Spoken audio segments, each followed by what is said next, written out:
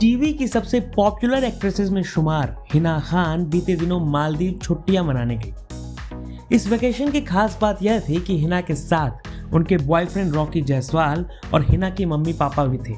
Industry के actors में depression बीते कुछ साल में सबसे बड़ी परेशानी बनकर उभरा है। दिव्या भटनागर की मौत के बाद यह बात सामने आई कि कहीं ना कहीं निजी जिंदगी में दिव्या भी परेशानियां झेल रही थी।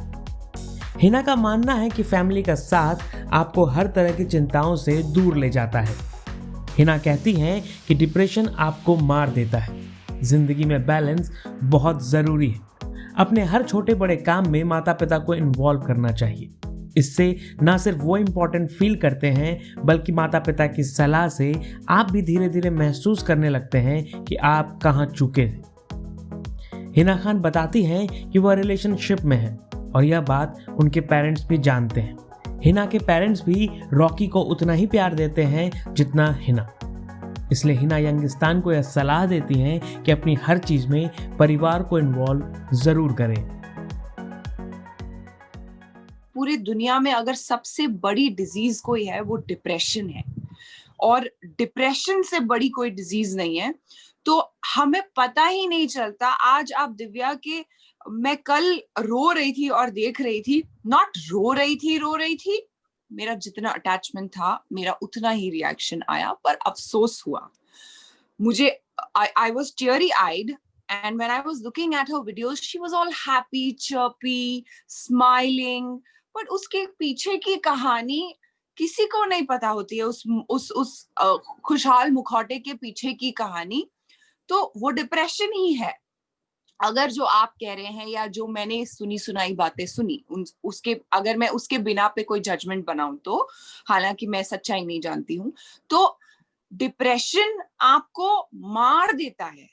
और and I got to know that she was in a lot of stress, जिसकी वजह से डॉक्टर्स को काफी चीजें करनी पड़ी। और बिकॉज आपके बॉडी में इतना स्ट्रेस होता है ना, तो आपकी इम्यूनिटी भी कहीं ना कहीं खत्म हो जाती है। You don't fight back.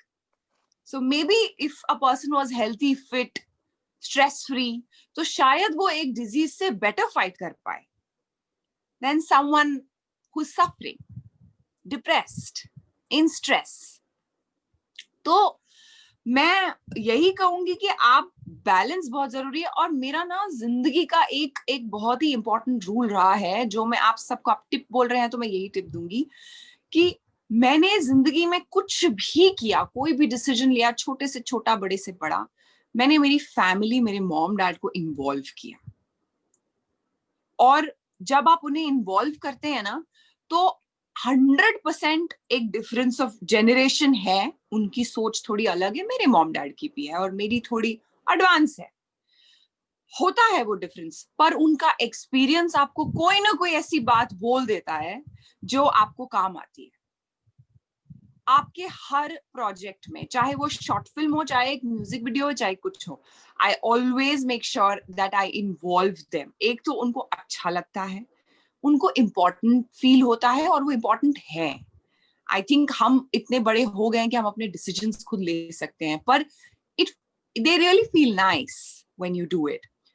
And दूसरी चीज, कहीं ना कहीं से कोई ना कोई ऐसी बात निकल आती है जो आपको लगता है ये आप नहीं सोच सकते थे। हर चीज को लेकर, चाहे वो पर्सनल लाइफ हो या चाहे प्रोफेशनल डिसीजन हो।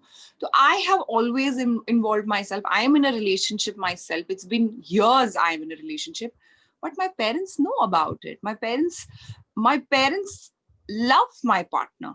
तो वो एक खुशी की बात होती है। और अभी हमने एक अरसा साथ गुजारा है, तो वो वक्त आपको एक दूसरे को देना पड़ता है। I think we should not hurry up with things.